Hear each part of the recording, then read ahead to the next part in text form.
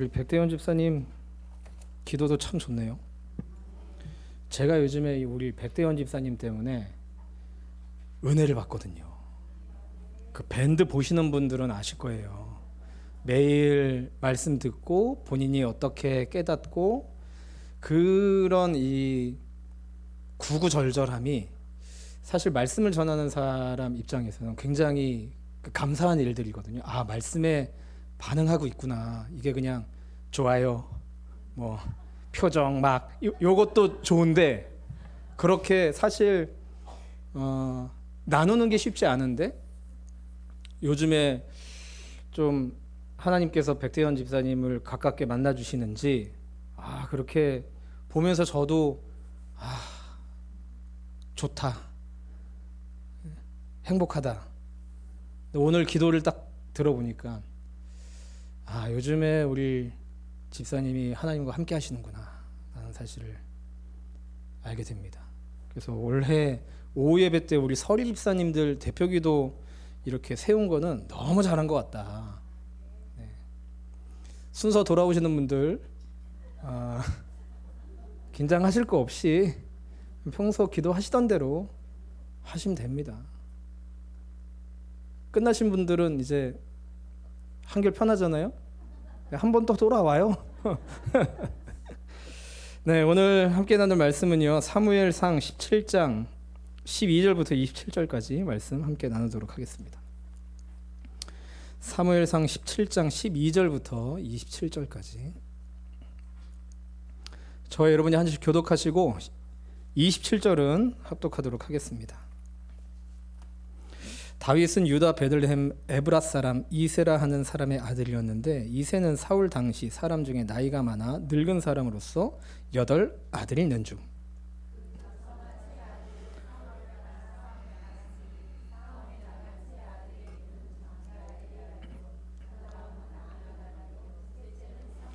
다윗은 막내라 장성한 세 사람은 사울을 따랐고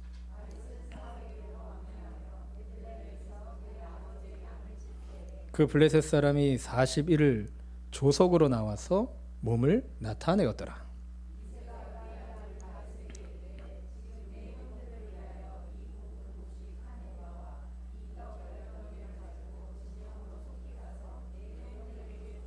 이 치즈 10덩이를 가져다가 그들의 천부장에게 주고 내 형들의 안부를 살피고 증표를 가져오라.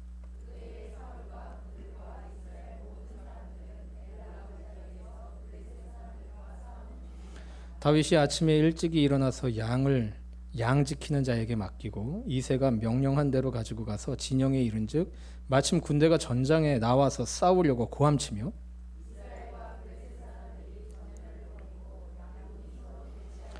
다윗이 자기의 짐 지키는 자의 손에 맡기고 군대로 달려가서 형들에게 문안하고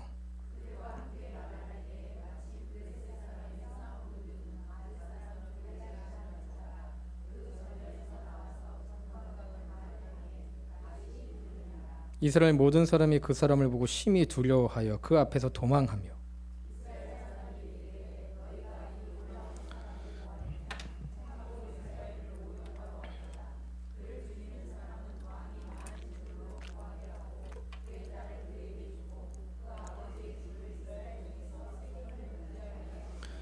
다윗이 곁에 서 있는 사람들에게 말하여 이르되 이 블레셋 사람을 죽여 이스라엘의 치욕을 제거하는 사람에게는 어떠한 대우를 하겠느냐. 이 할례 받지 않은 블레셋 사람이 누구이기에 살아계시는 하나님의 군대를 모욕하겠느냐. 백성이 전과 같이 말하여 이르되 그를 죽이는 사람에게는 이러이러하게 하시리라 하니라. 아멘. 사무엘상 16장에서 다윗은 왕이 될 사람으로 사무엘로부터 기름 부음을 받습니다. 그러나 사무엘 17장을 봐도 다윗은 여전히 양을 기르는 목동의 일을 감당하고 있죠. 15절에 다윗은 사울에게로 왕래하며 베들레헴에서 그의 아버지의 양을 칠 때에, 그러니까 한마디로 사무엘에게 기름 부음은 받았지만 여전히 하던 일을 계속하고 있었던 것입니다. 기름 부음을 받았다고 해서 다이나믹한 어떠한 굉장한 변화가 그에게 있었던 것이 아닌 것이죠. 근데요, 이것이 하나님이 신분에 맞게 수준을 끌어올리시는 과정임을 우리는 알아야 합니다. 기름 부음 받았다고 해서 갑자기 무슨 대박이 터질 것처럼 기대하지 말라라는 말씀이기도 할 것입니다. 반면 사울은 갈수록 악해지고 또 정신적으로도 혼란을 일으켜서 마치 귀신 들린 사람처럼 점점 이상해지죠. 그래서 마음의 평안을 얻고자 그랬는지 악기를 잘 연주하는 사람을 데려오게 합니다. 이때 다윗이 사울의 옆으로 가게 되어지죠. 다윗은 하프, 수금이라고 나와 있는데 그 연주를 할 줄 알았던 모양입니다. 다윗은 왕 옆에서 왕을 섬깁니다. 왕이 귀신 들린 것처럼 광기가 발동되면 옆에서 연주를 하는 거죠. 여러분 생각해 보세요. 지금 다윗은 왕이 될 사람으로 기름 부음을 받았습니다. 그런데 그는 지금 왕 옆에서 악기 연주하면서 그 미쳐가는 왕을 계속해서 섬기고 있습니다. 사울을 섬기는 종의 위치에 있었던 것이죠. 왕이 될 사람인데 종으로 섬기고 있는 겁니다. 그것도 미친 왕을 섬기는, 제정신이 아닌 왕을 섬기는 최악의 상황에 그를 있게 하시는 것이죠. 이것이 바로 하나님이 왕을 만들어 가시는 과정 중 하나라는 것입니다. 왕이 될 사람을 먼저 종이 되게 하시는 것. 이렇게 다윗은 미친 왕도 아주 잘 섬기는 훈련을 통해 하나님께서 원하시는 왕의 신분에 맞는 수준으로 성장해 나아가고 있었다는 것이죠. 사울의 뒤를 이어 왕이 될 사람은 하나님의 대일 통치자가 되어야 했습니다. 사울과 달리 하나님의 마음을 가지고 사람들을 사랑하고 통치하는 좋은 왕이 되어야 됐습니다. 하나님은 그렇게 하나님의 대리 통치자가 될 왕을 길러내고 훈련시키고 있으셨던 것이죠. 신기하게도 다윗이 연주를 하면 왕은 정상적인 상태로 돌아옵니다.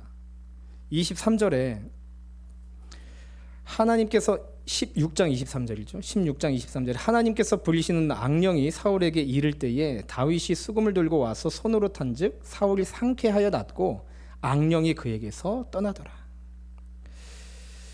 결국 다윗은 종의 위치에 있으면서 사울의 마음을 다스리는 역할을 감당했던 것입니다. 왜냐하면 다윗에 의해서 사울의 마음과 행동이 오락가락해지기 때문이죠. 지난 금요일 새벽 예배도 말씀드렸지만 이를 통해 다윗은 악한 영을 다스렸던 것입니다. 이렇게 볼 때 다윗은 지금 종으로 있으면서 왕의 일을 감당하고 있었던 것이죠. 종으로 왕이 되어가고 있었고 왕으로 왕을 섬기고 있었던 것입니다. 사랑하는 여러분, 우리가 누군가를 섬겨야 하는 위치에 있는 것도요, 훈련입니다. 내가 섬기는 사람이 인격이나 신앙적인 면이나 참으로 훌륭하면 얼마든지 섬길 수 있죠. 기쁜 마음으로, 존경하면서, 배울 것 배우면서 말입니다.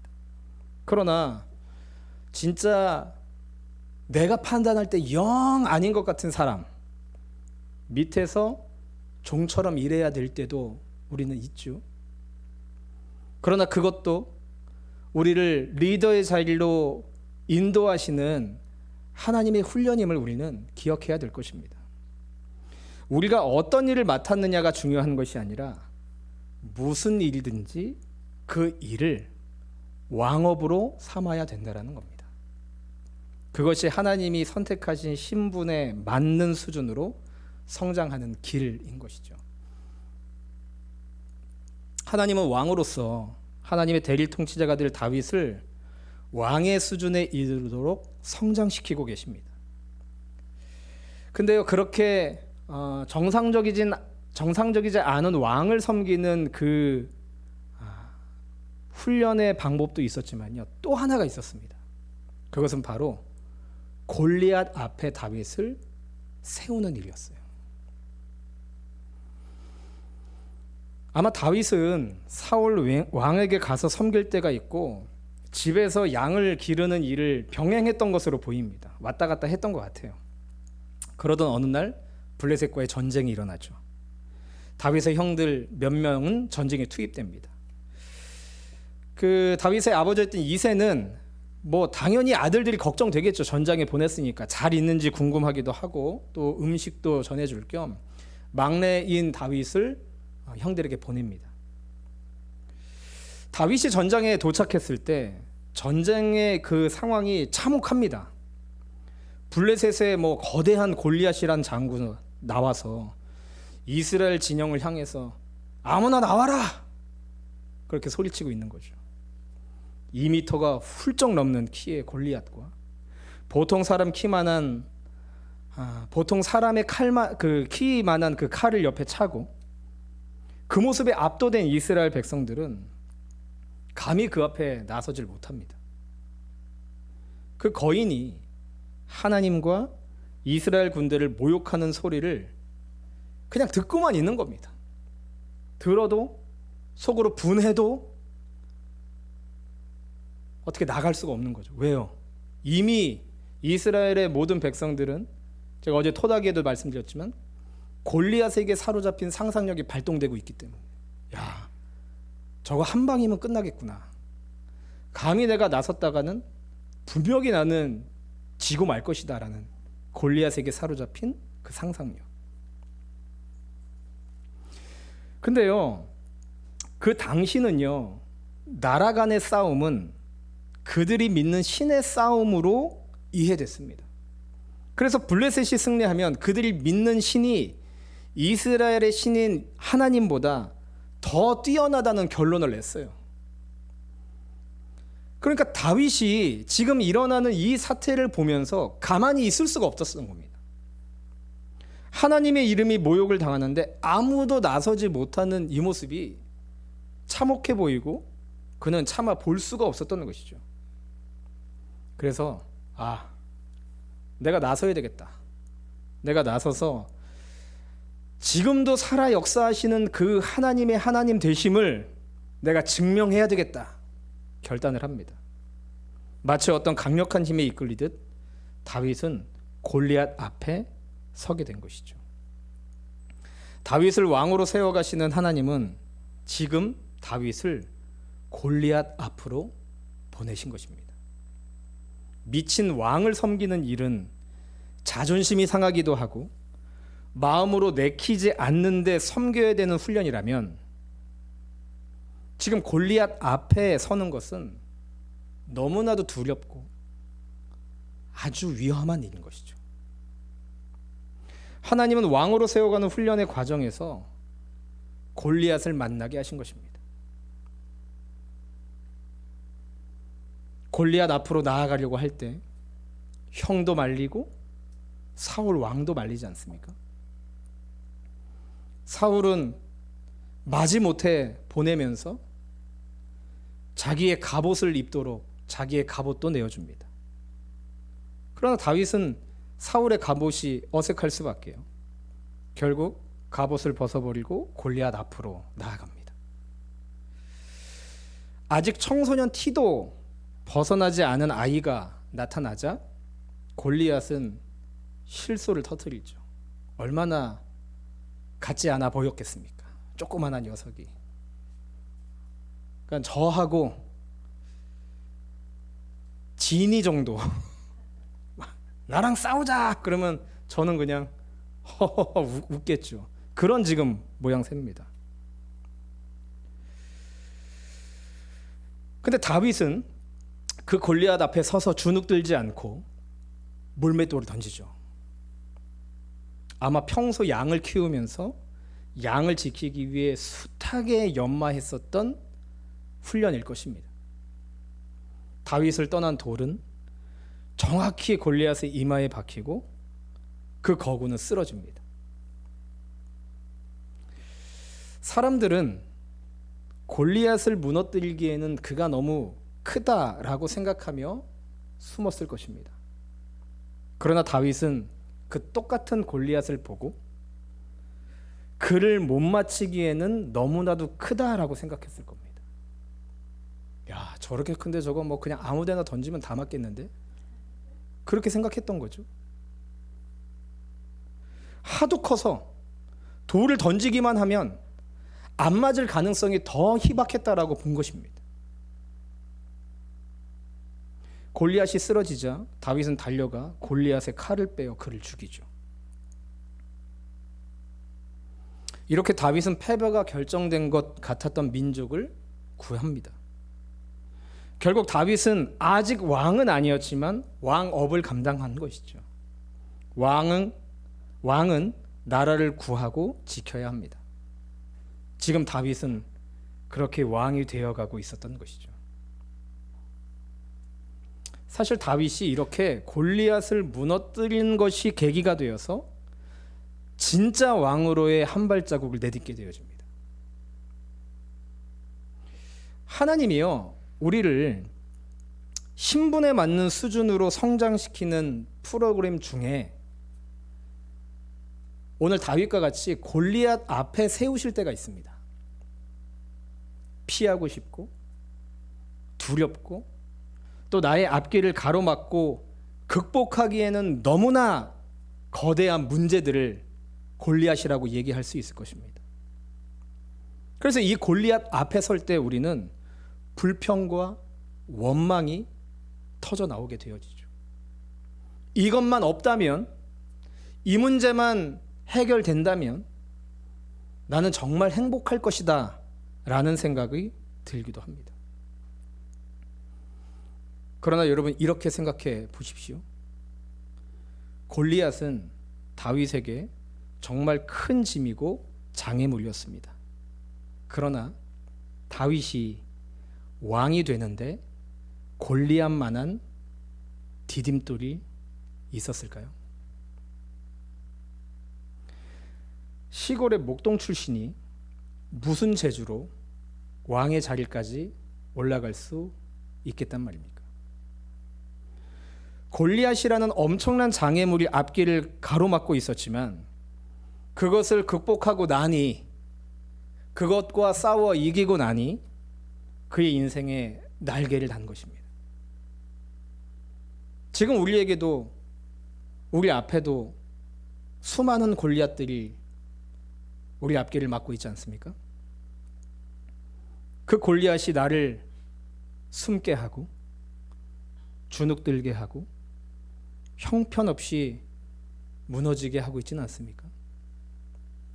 그런데 그 골리앗 때문에 오히려 다윗이 왕이 되어가는 디딤돌이 될 수 있었다는 그 사실을 우리는 기억해야 됩니다. 우리 앞에 있는 그 골리앗을 담대히 맞서 서야 되는 것이죠. 요셉도 그렇지 않습니까? 그는 형들에 의해 노예로 팔려갑니다. 노예의 자리는 요셉의 꿈과 미래를 다 앗아버리고 모든 것을 무너뜨리는 원인이 될 수 있었습니다. 그런데 그가 노예로 애굽으로 팔려갔기 때문에 요셉이 나중에 총리 대신으로 가는 중요한 과정이 되었다는 사실, 여러분 그 사실이 정말 놀랍지 않습니까? 그 노예라는 환경이 총리 대신으로 가는 기회가 될 줄 누가 알았겠습니까? 보디발의 아내의 유혹과 보디발이 행한 일은 정말 억울했을 겁니다. 억울한 일이 나를 더 화나게 하고 복수하려 해서 더 무너지게 할 수도 있었습니다. 그러나 그 억울한 모든 상황들이, 그를 가로막던 그 수많은 골리앗들이 그가 총리 대신으로 나아갈 수 있는 디딤돌이 될 줄 누가 알았겠냐는 말입니다.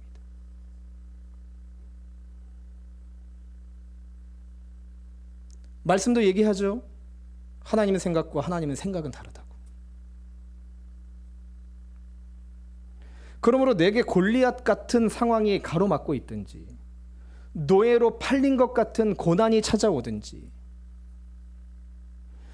정말 내가 어떻게 할 수 없는 그 억울한 일을 당하여도 절망할 필요가 없는 겁니다. 하나님이 왕 같은 사람으로 세워나가는 디딤돌이 되어질 것이기 때문에. 골리앗 앞에서 사울과 이스라엘 백성들은 이 싸움을 골리앗과 나의 싸움이라는 구도로 보았습니다. 그러니까 두려움에 빠지고 도망칠 수밖에요. 골리앗이 자신보다 비교할 수 없을 정도로 강한 상대이기 때문에 당연히 그들은 숨고 주저주저 앞으로 나아가지 못했습니다. 그러나 다윗은 그 상황을 다르게 본 것이죠. 골리앗과 나 다윗의 구도가 아니라 골리앗과 하나님의 구도로 이해한 것입니다. 어제 토다기 때도 말씀드렸지만 골리앗에게 사로잡힌 상상력으로 나아가는 것이 아니라 다윗은 하나님께 사로잡힌 상상력으로 담대하게 골리앗 앞으로 나아갔던 것입니다. 이걸 다시 말하면 대진표를 바꿨다라고 얘기할 수도 있을 것 같아요. 자, 다윗은 골리앗을 어떻게 이해하고 자신을 어떻게 보았는지 비교해 보십시오. 26절에 이 할례받지 않은 블레셋 사람이 누구이기에 살아계시는 하나님의 군대를 모욕하겠느냐. 할례받지 않은 사람이라는 말은요, 이런 의미가 있습니다. 아브라함이 아들을 주신다는 약속을 기다리지 못하고 이스마엘을 낳았죠. 그 후에 13년 동안 하나님과의 관계가 단절됩니다. 그리고 13년 후에 아브라함의 나이 99세 때 하나님이 아브라함을 다시 찾아가시죠. 그러니까 아브라함은 하나님 없이 살 수는 있었어도 하나님은 아브라함 없이 못 살아셨던 겁니다. 아브라함을 찾은 하나님은 당신을 이렇게 소개하시죠. 나는 전능하신 하나님이다. 물론 하나님은 얼마든지 아브라함의 나이와 상관없이 아들을 주실 수 있는 전능하신 분이신데 아브라함이 믿지 못한 것을 책망하신 것입니다. 그리고 그 다음에 아브라함에게 이러한 명령을 내리시죠. 할례를 받으라. 할례는 남성의 그 생식기의 끝을 잘라내는 것입니다. 근데 남자의 생식기는 생명을 만들어내는 능력을 상징하거든요. 그래서 그 생식기의 표피를 잘라낸다라는 것은 이제 그 생명의 능력이 나에게 없음을, 이미 죽었음을 의미하는 겁니다. 즉 이제 너의 육체의 능력은 죽었다라는 뜻인 것이죠. 그 다음에 어떻게 해요? 이제 너는 전능한 나, 전능한 하나님의 힘으로 살아가라라는 것입니다. 너의 육체의 힘은 이미 죽었고 이제 하나님의 힘으로 살겠다라는 것을 선포하는 것이 할례였다라는 겁니다.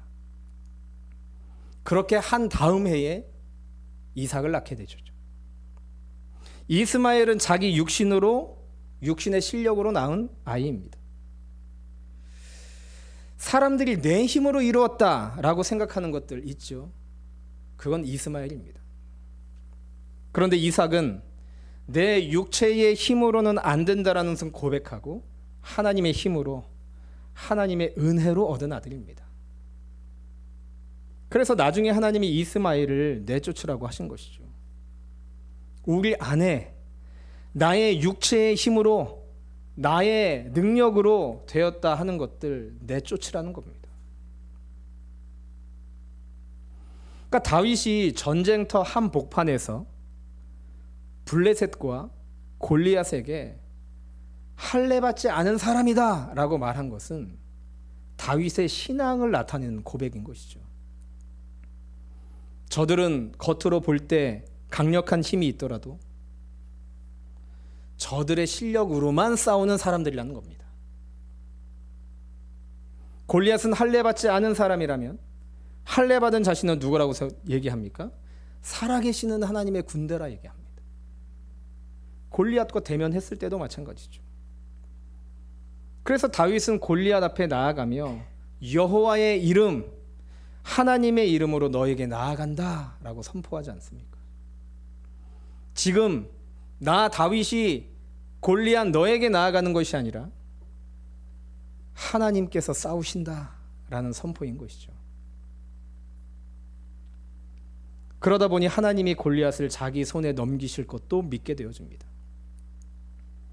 그래서 온 땅에 이스라엘이 하나님이 여전히 살아계심을 증명하겠다라고 자신을 하죠.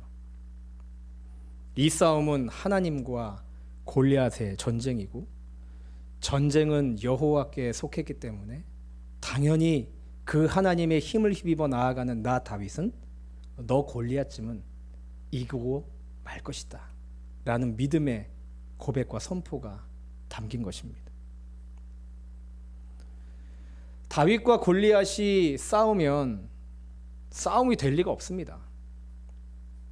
그런데 골리앗과 하나님이 싸우면 골리앗은 결코 하나님을 이길 수 없습니다. 그렇게 대진표를 바꾸신 것이죠. 하나님과 골리앗의 싸움이라고 믿으니까 다윗은요, 골리앗에 대해서 거론하지 않습니다. 다윗이 전쟁터에 왔을 때부터 사람들의 입에는 골리앗이 얼마나 대단한가를 자꾸 이야기했습니다. 키가 얼마고 칼이 얼마나 크고 그의 갑옷의 무게가 57kg나 되고 장난 아니다. 그러니까 숨어버린 것이죠. 그런데 다윗은 골리앗이 얼마나 대단한가를 묵상하지 않았습니다. 골리앗이 얼마나 대단한 인간인가에 대해서는 관심이 없었어요. 왜요? 하나님께서 나아가실 것이기 때문에. 그 다윗은요, 오로지 하나님만 묵상했던 겁니다. 하나님은 만군의 여호와다. 전쟁은 하나님께 속해 있다. 하나님이 전쟁의 승패를 좌우하신다. 나는 만군의 여호와의 군대다. 오직 초점이 하나님께만 향해 있었다라는 거죠. 이것이 바로 대진표를 바꾼 다윗이 골리앗이라는 문제를 직면하는 방식이었던 것입니다. 가만히 보면 사람들은 어떠한 문제를 만나면 온통 생각이 그 문제에만 향해 있습니다. 병에 걸리면요, 그 병에 대해서 인터넷 검색과 정보들을 총망라해서 의사보다 더 잘 알아요. 나의 앞길을 어렵게 하는 문제를 만나면 그 문제에 대해 아주 깊이 묵상하면서 최악의 시나리오를 써내려고 합니다. 그리고 이제 고백하는 거죠. 나는 끝났다. 난 이제 골리앗에게 죽은 목숨이다. 여러분, 이 모든 것들이 다 골리앗에게 초점을 맞추고 있는 겁니다. 근데요, 골리앗을 알면 알수록 뭐가 커지는 줄 아십니까? 두려움이 커지죠.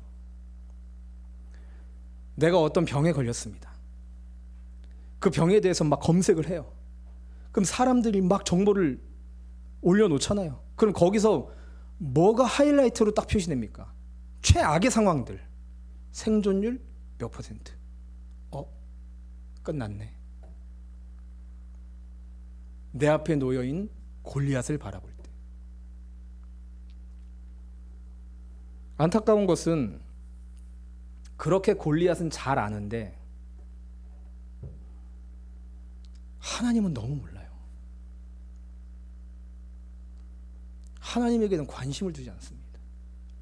하나님께서 어떻게 일하실지에 대한 기대가 없는 거예요.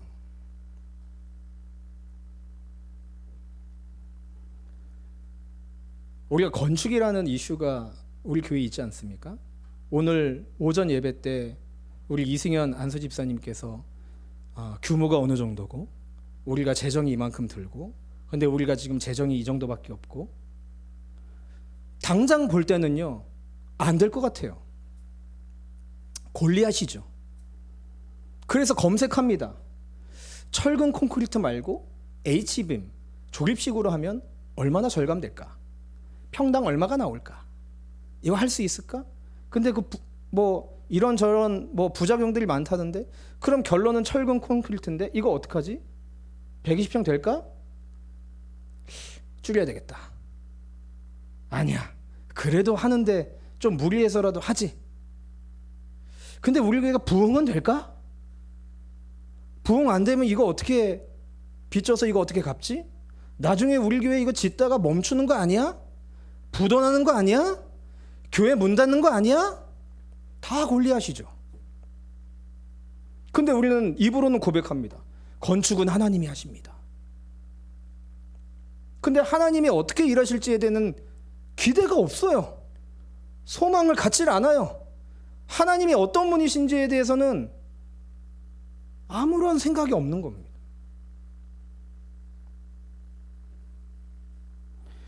우리가 삶을 살면서 경제적인 문제들이 있을 수 있죠. 그러면 그 문제가 해결되면 내 인생은 행복할 거라 여겨집니다. 그리고 내가 그 경제적인 그 어려움을 극복할 수 있는 모든 방법들을 총동원하려고 합니다. 거기서 벗어나질 못해요. 그러고 이제 나는 끝났다. 회생 불가하다.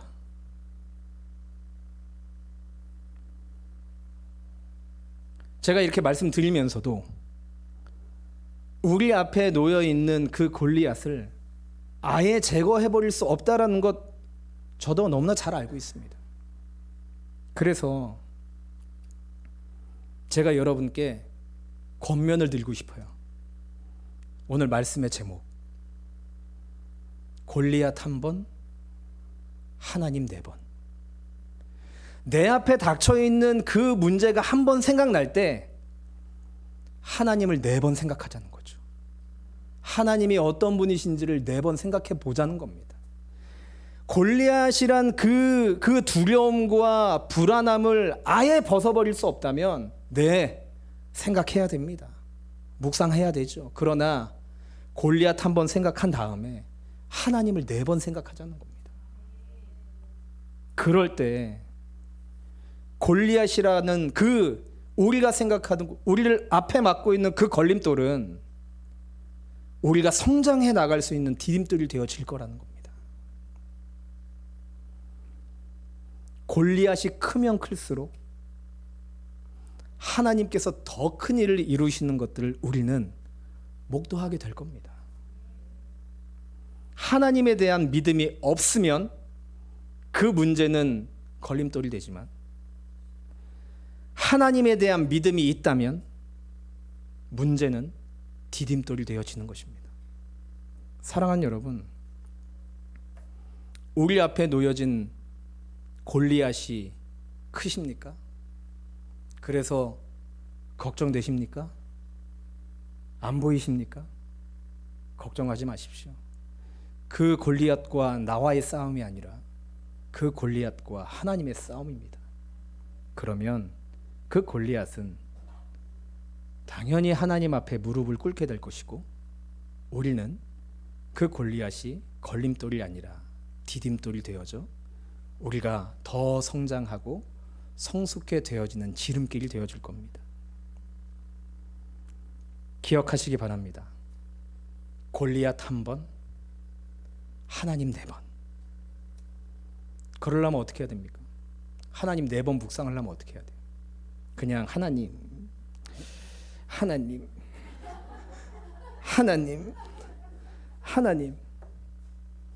그러고 이제 골리앗 이러실 겁니까? 하나님 네 번 묵상하려면 어떻게 해야 돼요? 기도의 자리로 나아가야죠. 기록되어 있는 하나님이 어떤 분이신지를 묵상하며 나아가야죠. 걱정하십시오. 마음껏 걱정하세요. 걱정하시고 하나님 네 번. 우리가 이것만 기억한다면 골리앗 앞에서 바들바들 떨거나 숨지 않을 수 있습니다. 골리앗에게 사로잡힌 상상력이 아니라 하나님께 사로잡힌 상상력, 하나님의 하나님 되심, 하나님이 이 상황을 어떻게 디딤돌 삼아 주실까? 그걸 묵상할 때 소망이 생기지 않겠습니까? 우리 마음에 기쁨이 흘러넘치지 않겠습니까? 감사의 고백들이 터져 나오지 않겠습니까? 왜 근데 자꾸 골리앗을 묵상하시는 겁니까? 골리앗 묵상 한 번, 하나님 4번 묵상하시기 바랍니다. 그 하나님의 능력으로 우리는 승리하게 될 것입니다. 그것을 기대하며 사랑하는 여러분, 이번 한 주 기억하시기 바랍니다. 골리앗 한 번, 하나님 4번. 그렇다고 해서 하나님 딱 4번만 생각하지 마시고 하나님 40번 생각하도 좋습니다. 골리앗 한 번, 하나님 40번.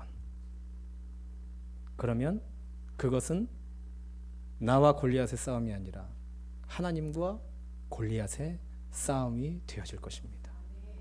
여러분 축복합니다. 힘드신 상황 가운데서도 늘 하나님 바라보시면서 하나님께서 세워주시는 그 능력으로 이번 한 주 살아내고 승리하시기를 예수님의 이름으로 축복합니다. 하나님 감사합니다. 골리앗 한 번, 하나님 4번. 다시금 결단합니다. 골리앗에게 사로잡힌 상상력이 아닌 하나님께 사로잡힌 상상력으로 우리 앞에 놓인 그 골리앗은 나의 앞길을 막고 있는 걸림돌이 아니라 내가 성장하고 성숙되어지고 하나님이 어떤 분이신지를 경험하고 확인하게 되어지는 디딤돌로 삼아 하나님의 능력, 하나님의 전능하심, 하나님의 전지하심을 목독해 하옵소서. 이번 한 주 그렇게 살아내기로 우리가 이 시간 다시금 결단합니다. 하나님 1번, 2번, 3번, 4번. 그러나 골리앗은 1번. 그렇게 하나님을 더 묵상하며 나아갈 때 내 안에 있는 골리앗은 떠나가고 하나님으로 충만한 우리의 삶이 되어지게 하옵소서. 예수님의 이름으로 기도합니다. 아멘.